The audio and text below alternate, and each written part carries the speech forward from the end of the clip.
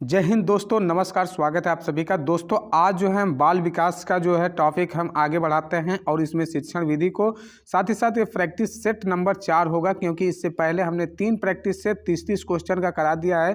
काफ़ी 90 क्वेश्चन आपके हो चुके हैं, जो कि आपके एग्जाम के लिए बेहतरीन जो है साबित हो रहे हैं और काफ़ी रिस्पॉन्स भी हमको अच्छा मिल रहा है। तो इसीलिए हमने आगे प्रैक्टिस सेट को और जारी रखा है। देखिए, सबसे पहले कि हम इसको क्वेश्चन को डिस्कशन करेंगे, उसमें जो भी इंपॉर्टेंट फैक्ट रहेगा उसको हम जरूर इसमें साझा करेंगे। देखिए, पहला क्वेश्चन है, पियाजे मुख्य रूप से किसके अध्ययन के लिए जाने जाते हैं? आप जानते हैं कि जीन पियाजे, जो जीन पियाजे महोदय हैं, वो संज्ञानात्मक क्षेत्र के लिए जाने जाते हैं। किससे? संज्ञानात्मक क्षेत्र। यहाँ पे देखेंगे आपको सी ऑप्शन में संज्ञानात्मक क्षेत्र मिलेगा। कौन सा? सी वाला जो है संज्ञानात्मक क्षेत्र है। तो संज्ञानात्मक क्षेत्र जो है पियाजे का, इन्होंने अपने विकास में जो परिभाषित किया है, संज्ञानात्मक क्षेत्र जो होता है, यानी कि जिन व्यक्तित्व की जो जन्मजात संरचना होती है उनके अनुसार संज्ञानात्मक विकास जो है इन्होंने परिभाषित किया था। ये कहा था कि जो उनकी प्रक्रिया के साथ अनुभव एवं अंतःक्रिया पर निर्भर करता है। तो इन्होंने क्या क्या बताया कि संज्ञानात्मक जैसे कि जो व्यक्ति होते हैं उनके साथ इन्होंने 4 प्रकार के जो संज्ञान थे उसको इन्होंने जोड़ा। जैसे कि पहला उसको आप नोट कर लीजिए, एक संगठन था। आप पढ़े होंगे कि संगठन होता है, उसके बाद एक अनुकूलन होता है। क्या? अनुकूलन। उसके बाद होता है एक आत्मसात्करण। क्या होता है? आत्मसात्करण। ये आप सभी तीनों जानते होंगे, मगर एक है समंजन। क्या होता है? समंजन, यानी कि समंजन की क्रिया उसमें इन्होंने बताया था। यानी कि जो संज्ञानात्मक विकास के अध्ययन के साथ साथ संगठन, अनुकूलन, आत्मसात्करण, मतलब किसी प्रकार की जो है नवीन ज्ञान और ज्ञान को एक साथ जोड़ना या उसके ज्ञान में हमको जो है त्रुटिपूर्ण लाना, ये सब उनके साथ है, यह जुड़ा हुआ है। तो इसको देख लीजिए, आप इसको ध्यान में रखिएगा। अगला प्रश्न चलते हैं। अगला प्रश्न है, जब मानव शरीर के एक भाग को दिए गए प्रशिक्षण का अंतरण दूसरे भाग में हो जाता है तो इसे क्या कहते हैं? यानी कि जब हमारी कोई एक जो है क्रिया जो है दूसरे क्रिया में हो जाएगी तो उस अंतरण को हम क्या कहेंगे? देखिए, ऊर्ध्व अंतरण, क्षैतिज अंतरण, द्विपार्श्विक अंतरण और उपरोक्त में से कोई है। देखिए, सबसे पहले तो आप ये समझिए कि जब हम किसी कार्य को कर रहे हैं, मान लीजिए हमारा राइट हैंड यहाँ पे कुछ कर रहा है, अगर किसी लेफ्ट हैंड से वह कार्य करने लगते हैं तो यह एक प्रकार का द्विपार्श्विक अंतरण होगा। कौन सा? द्विपार्श्विक अंतरण होगा। तो यहाँ पे द्विपार्श्विक हो गया। आप देखिए, आप अगर मोटरसाइकिल चलाना जानते हैं, अगर मोटरसाइकिल चला लेते हैं तो यह ऊर्ध्व अंतरण हो जाएगा। क्या है? ऊर्ध्व अंतरण। अगर एक हाथ में हमको ज्ञान है, किसी और हाथ में अगर ज्ञान हो जाता है, वो द्विपार्श्विक यानी दूसरे तरह का यह ज्ञान होगा। तो इसको आप ये नोट कर लीजिएगा। साथ ही साथ अगला प्रश्न है कि दिए गए प्राप्तांकों के समूह में जो प्राप्तांक बहुधा सबसे अधिक बार आता है, यानी कि मान लीजिए कोई नंबर है, नंबर आपसे जब सांख्यिकी के एक प्रश्न होता है, जब उसमें आप करते हैं तो उसमें नंबरों की संख्या रिपीट होती है। यानी कि नंबर जब संख्या रिपीट होगी, मान लीजिए कोई एग्जाम्पल के अगर रूप में बताएं, 2, 3, 4 और इस तरह 3, 3, अगर इस तरह 4 आता है तो यहाँ पे देखेंगे तो जो बहुलक होता है, यानी कि जो बहुधा होता है तो उसको क्या कहते हैं? बहुलक कहते हैं। क्या कहते हैं? यानी कि बहुत बार जो संख्या आई है उसको हम बहुलक कहेंगे। तो यानी कि 3 यहाँ पे बहुलक हो जाएगा। तो इसीलिए यहाँ पे ये पूछा गया है कि ये क्या होगा? यह बहुलक होगा। यानी कि प्राप्तांकों से समूह में जो अधिक बार यानी कि बहुत बार आएगा उसे हम बहुलक कहते हैं। ठीक, तो इसका एक सूत्र होता है बहुलक का, जैसे कि 3 मीडियम माइनस 2 मीन, अगर इसको हम निकाल देते हैं तो यह हमारा जो है कि बहुलक का हमारा फार्मूला आ जाता है। तो अगला क्वेश्चन देखें, तो अगला हमारा है, चौथा है, क्रिया प्रसूत अनुबंधन सिद्धांत का प्रतिपादन किया था। यानी कि क्रिया प्रसूत जो है अनुबंधन, यह किसके द्वारा किया गया था? यह किया गया था स्किनर महोदय के अनुसार। क्या? क्रिया प्रसूत अनुबंधन सिद्धांत जो है क्रिया प्रसूत यह स्किनर के द्वारा किया गया। यह एक सिद्धांत है जो इन्होंने क्या किया था? चूहे पर क्या किया था? चूहे पर इन्होंने प्रयोग किया था और यह सिद्धांत को प्रतिपादित किया। BF स्किनर इनका पूरा नाम है। तो यहाँ पे देखा जाए, जो पावलोव थे, पावलोव ने क्या किया? इन्होंने जो है कुत्ते पे जो है प्रयोग किया। कुत्ते पर जो है पावलोव जो है कुत्ते पे किया, जबकि थार्नडाइक महोदय ने यहाँ पे क्या किया? इन्होंने बिल्ली पे किया। किस पे? बिल्ली पर किया। जबकि कोहलर महोदय थे, इन्होंने क्या किया? इन्होंने जो है बंदर पे ये किया है। कौन सा? बंदर, चिंपैंजी जो नामक बंदर है उस पे किया।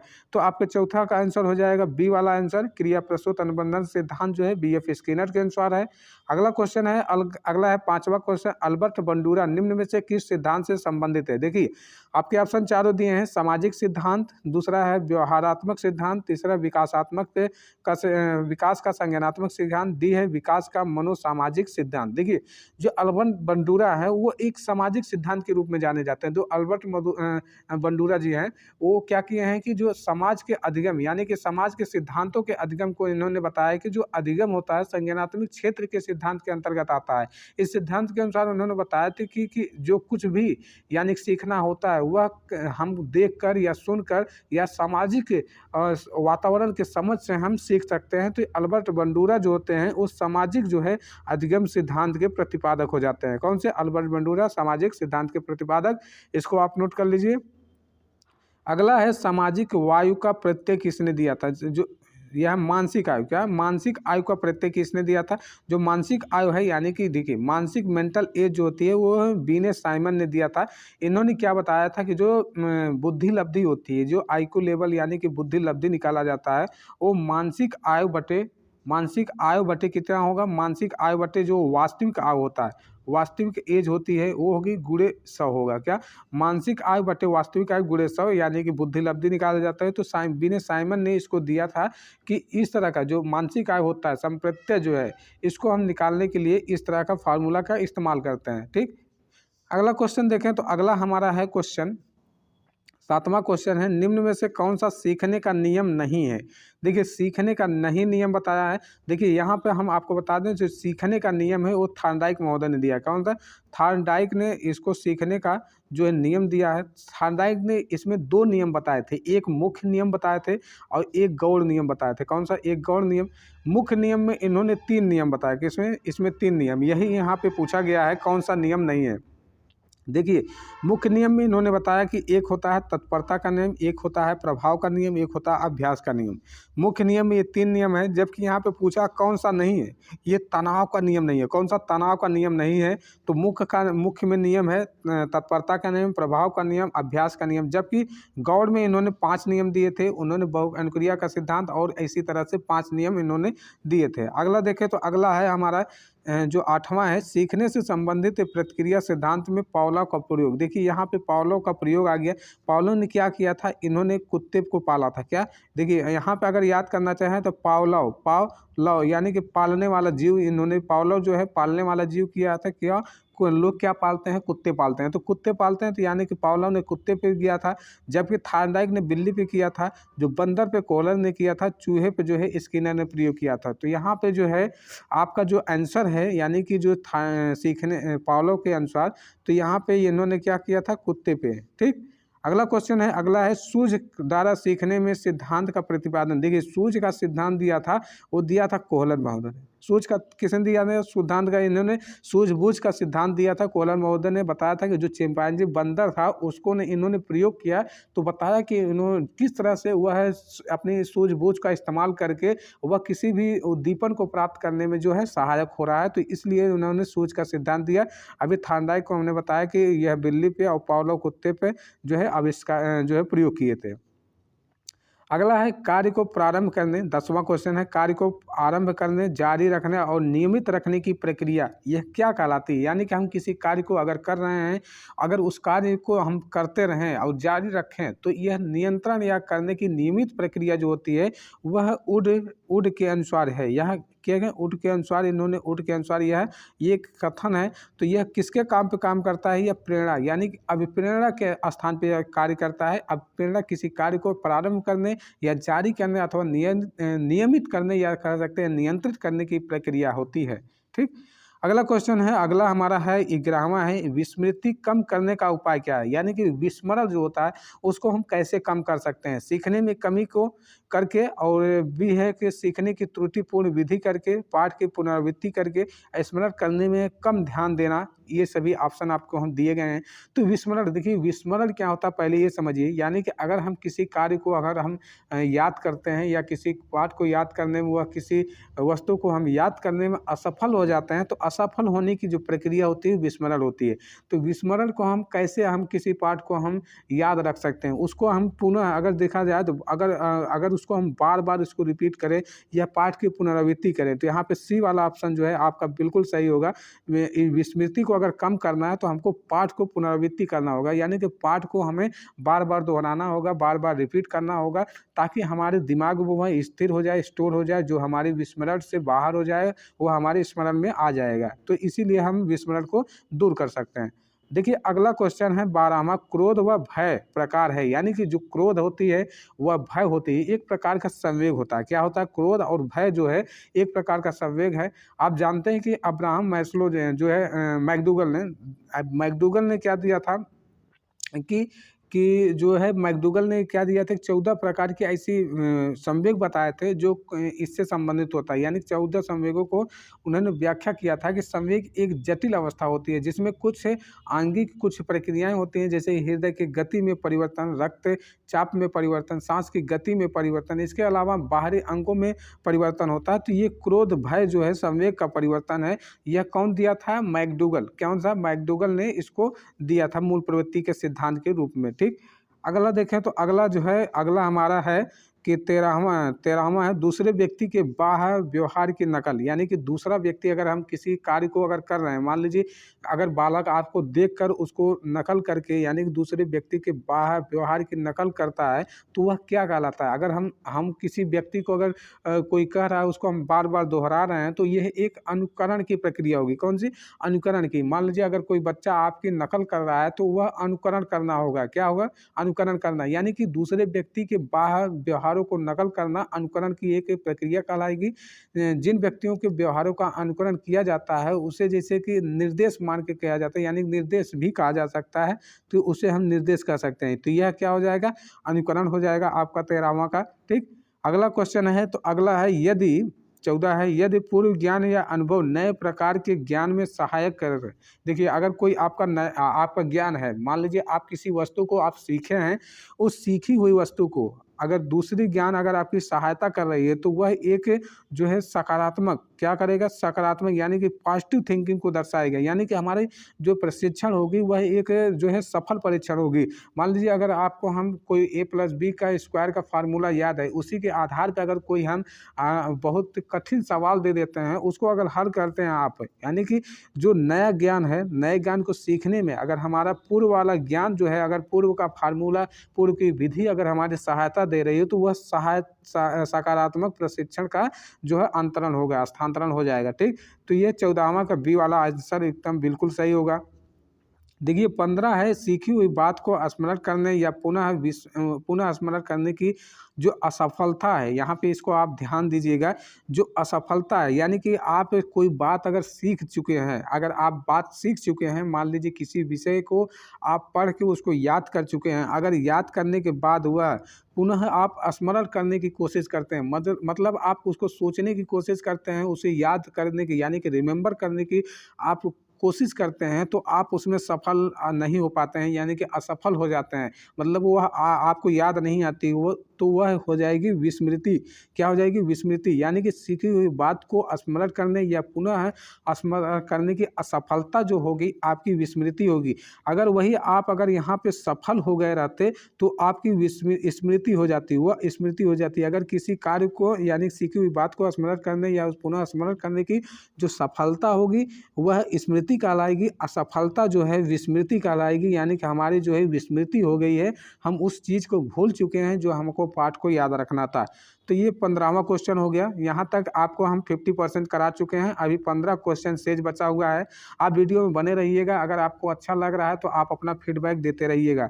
तो अगला है कि जो 16वां है, टर्मन के अनुसार 90 और 100 जो है 90 से 100 के बीच की जो बुद्धि लब्धि होती है वह किस प्रकार का बालक होता है, यानी कि टर्मन के अनुसार बताया गया था कि 90 वर्ष और 90 से लेकर जो बुद्धि लब्धि होती है 90 से लेकर 100 के बीच की बुद्धि लब्धि किस प्रकार की बुद्धि लब्धि है? ये सामान्य बुद्धि लब्धि है। कौन सी? सामान्य बुद्धि लब्धि। आप बुद्धि लब्धि का जानते होंगे कि बुद्धि लब्धि जो है कई प्रकार की वर्गीकरण किया गया था, जैसे 100 अगर 30 से अधिक अगर बुद्धि लब्धि रहती है तो ये है एक प्रतिभा प्रतिभाशाली, कौन सा प्रतिभाशाली बालक होगा। अगर हमारा 121 से 120 यानी कि 110 के आसपास 130 के आसपास होती है तो वह प्रखर बुद्धि होगा, वह प्रखर बुद्धि होगा। जबकि 110 से लेकर 120 के बीच यह सामान्य बुद्धि होगा, कौन सा सामान्य बुद्धि हो जाएगा। यहाँ पर कहीं कहीं इसको 90 भी लिखा जाता है, 90 से 100 के बीच में रखा जाएगा, ये भी सामान्य बुद्धि के अंतर्गत आएगा। ठीक, देखिए सामान्य बुद्धि यहाँ पे आ गया। उसके बाद यह तीव्र बुद्धि आएगी और इसके नीचे अगर जाएंगे तो आपकी एक मंद बुद्धि आएगी। मंद बुद्धि के बाद अगर आप जाएंगे तो जड़ बुद्धि, अल्प बुद्धि, या एकदम नीचे जाएंगे तो सबसे नीचे जो है जड़ बुद्धि है, सबसे ऊपर जो है वह प्रतिभाशाली बुद्धि होता है। प्रतिभाशाली बुद्धि जो है 130 होती है या 130 से अधिक होती है। जबकि अगर देखें जो जड़ बुद्धि होती है, जड़ बुद्धि 71 से कम होती है। क्या 71 से कम या 70 से कम कह सकते हैं। 70 से अगर अधिक होगी तो अल्प हो जाएगी, उससे अगर 80 से 90 के बीच में तो मंद हो जाएगी, 90 से 110 के बीच में सामान्य बुद्धि के अंतर्गत आएगी। इससे बढ़ते हुए चले जाएंगे तो इस प्रकार की यह बुद्धि लब्धि जो है दर्शाया गया है।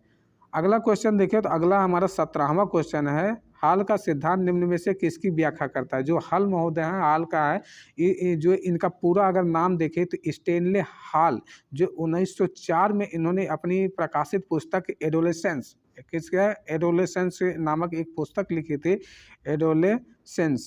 एडोलेसेंस नामक ये पुस्तक लिखी थी।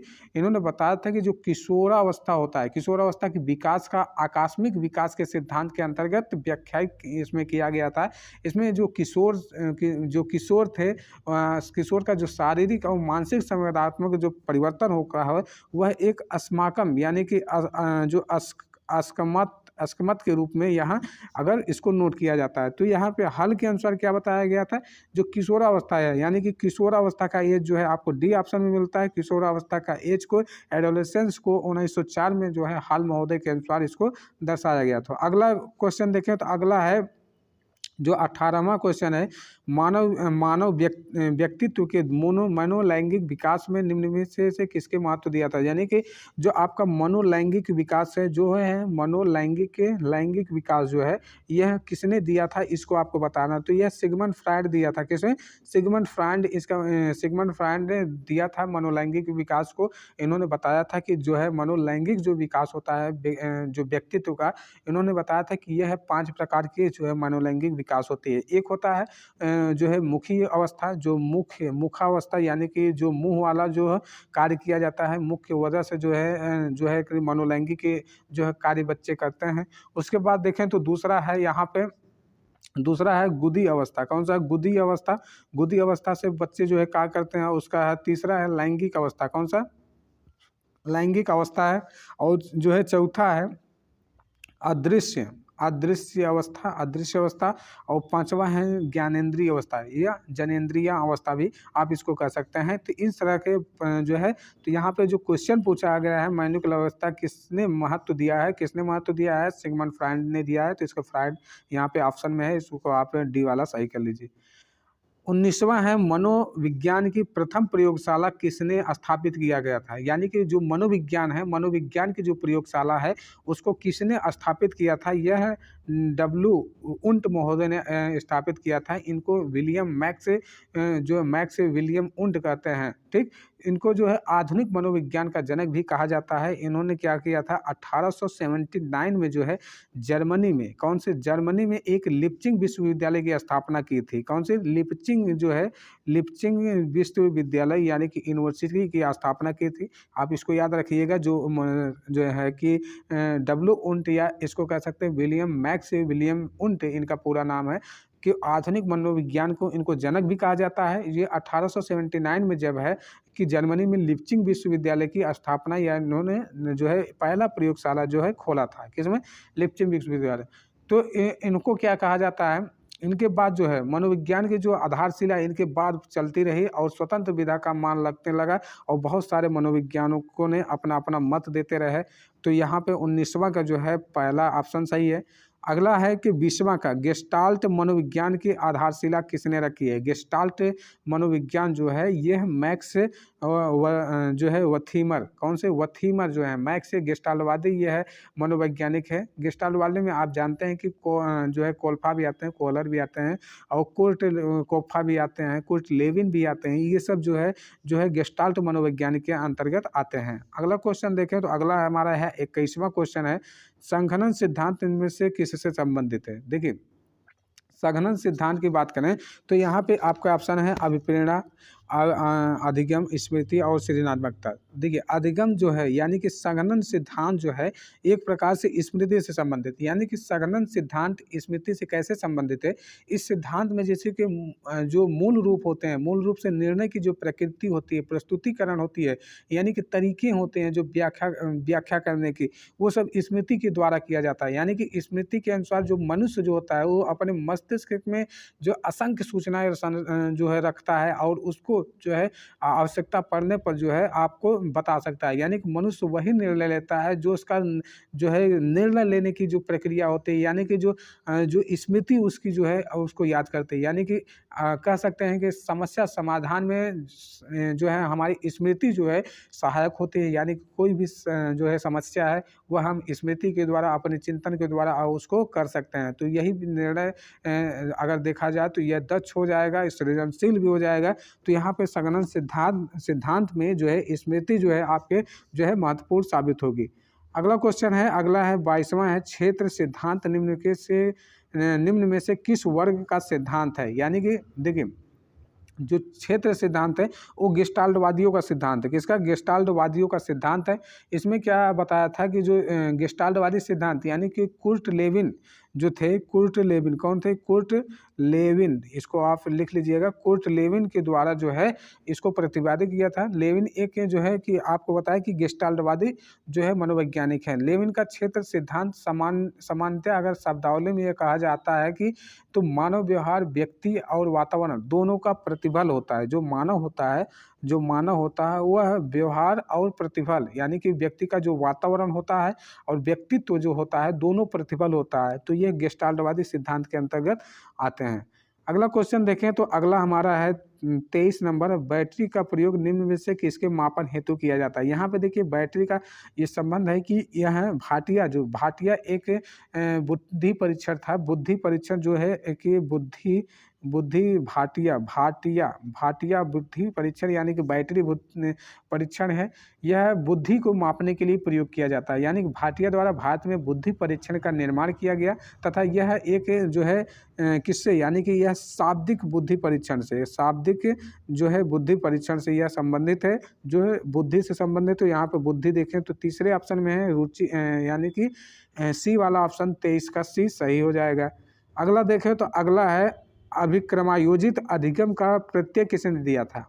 देखिए अभिक्रमायोजित का जो प्रत्यय था वह स्किनर महोदय के अनुसार दिया गया था। किसके अनुसार? स्किनर अनुसार। इस जैसे कि जो अभिक्रमायोजित अधिगम का अर्थ होता है किसी योजना के अनुसार जो शिक्षण एवं अधिगम की क्रिया को साकार यानी कि रूप प्रदान करना, या BF स्किनर से अनुसार इन्होंने दिया गया था। इसका जो है जो 1942 से लेकर 43 के बीच में जो है सक्रिय अनुबंधन अनुक्रिया सिद्धांत के रूप में इनको जाना जाता है। एक इनका जो है कि सक्रिय अनुबंधन सिद्धांत है, सक्रिय अनुबंधन सिद्धांत है।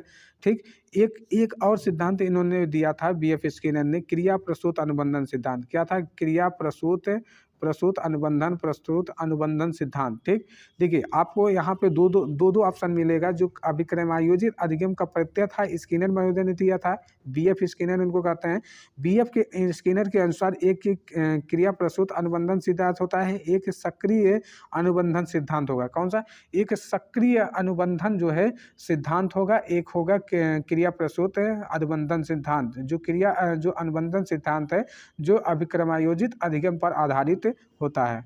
अगला क्वेश्चन है 25वां क्वेश्चन है, व्यवहारिक क्षमताओं में वह सापेक्ष अस्थायी परिवर्तन जो कि प्रचलित अभ्यास का परिणाम होता है उसे कहते हैं। यानी कि जो व्यवहार होता है मानव का, यानी कि सीखना या अधिगम एक ऐसी प्रक्रिया है जिसके द्वारा अनुभूति या अभ्यास के फलस्वरूप व्यवहार में परिवर्तन लाया जा सकता है। तो उस वह व्यवहार में अधिगम क्या है, जो है अधिक जो है अपेक्षाकृत परिवर्तन लाते हैं। तो किससे लाते हैं, वह अधिगम से, यानी कि सीखने की जो प्रक्रिया होती है जो अधिगम के कारण है व्यवहार में क्षमताओं में जो है परिवर्तन ला सकते हैं। ठीक, तो अगला क्वेश्चन है आपका जो है 26वां क्वेश्चन है, संज्ञान। संज्ञान किस बुद्धि के सिद्धांत का हिस्सा है, यानी कि जो संज्ञान है वह संज्ञान किस प्रकार से है। देखिए, सबसे पहले बता दें कि जो बुद्धि होती है, बुद्धि की 3 बीमाएँ होती हैं। बुद्धि की 3 बीमाएँ हैं, उसको जो है सामग्री, संक्रिया और उत्पादन।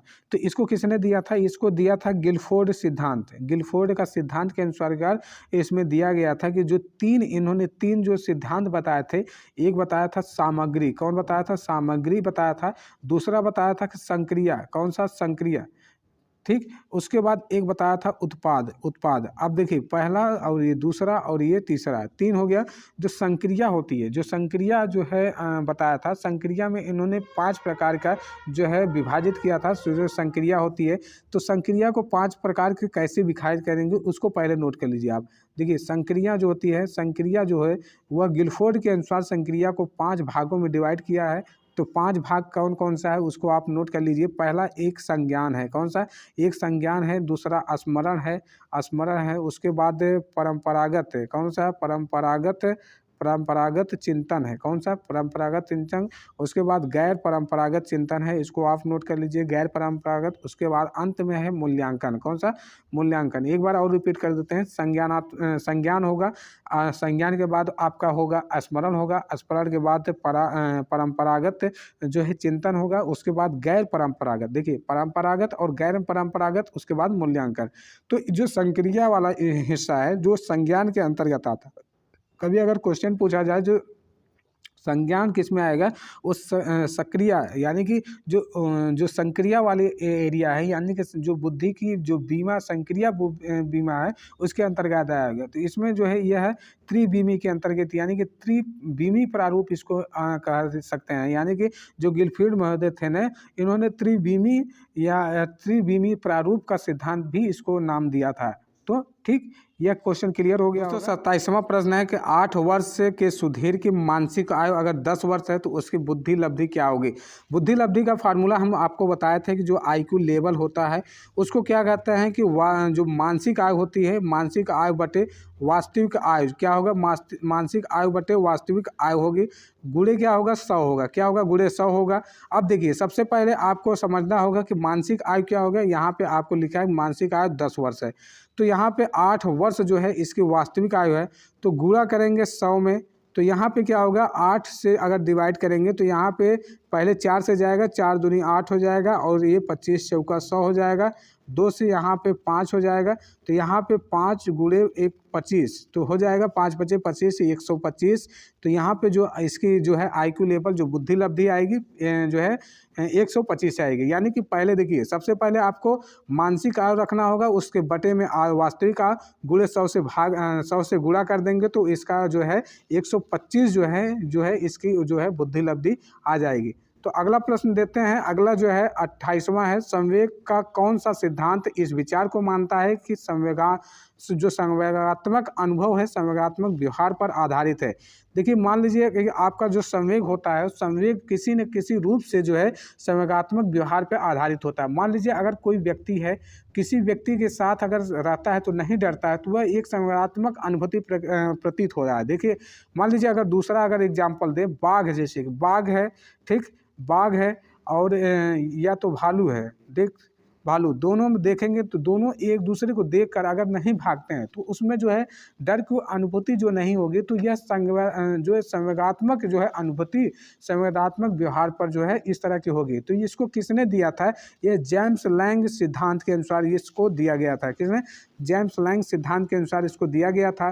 ठीक, अगला क्वेश्चन देखें तो अगला है 29वां क्वेश्चन है, किसी इच्छा या आवश्यकता में रुकावट पड़ने पर उससे उत्पन्न होने वाले संवेगात्मक तनाव कहलाता है।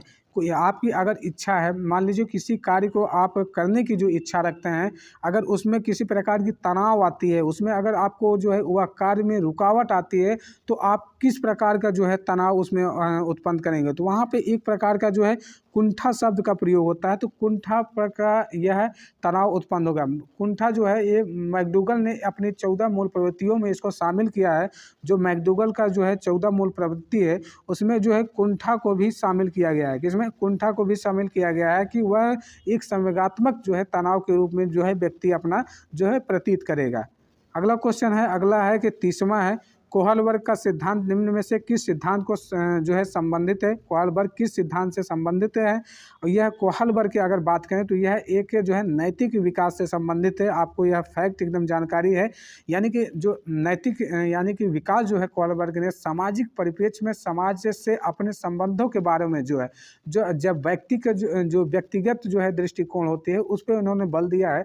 यानी कि कोहलबर्ग का तर्क था कि जो नैतिक विकास हो रहा है वह संज्ञानात्मक विकास के समानांतर चलता रहता है। जो संज्ञानात्मक विकास है, मान लीजिए किसी व्यक्ति का जो संज्ञानात्मक विकास है उसका जो नैतिक विकास होगा वह दोनों जो है समानांतर चलेगा। यानी कि नैतिक विकास देखा जाए तो नैतिक विकास अगर देखा जाए तो यहाँ पर उसका जो है ये जो है व्यक्ति का संज्ञान जो होगा, संज्ञान यानी कि संज्ञानात्मक जो विकास होगा वह एक समांतर रूप में चलता रहेगा। इसमें किसी प्रकार की जो है आवश्यकता नहीं होती, किसी प्रकार की न शर्त की आवश्यकता है न किसी प्रकार की वस्तु की आवश्यकता है। तो यह समांतर चलता रहता है। तो उम्मीद है दोस्तों आपको पसंद आया होगा। यह प्रैक्टिस सेट जो है 30 क्वेश्चनों की प्रैक्टिस सेट है। अगर आप अंत तक पहुंच चुके हैं तो आपको मैं धन्यवाद देता हूं कि आपने इस जो प्रैक्टिस सेट को पूरा देखा। और आज ये इस क्लास को यहीं पर समाप्त करते हैं। अगला प्रैक्टिस जल्द ही लाएंगे। धन्यवाद।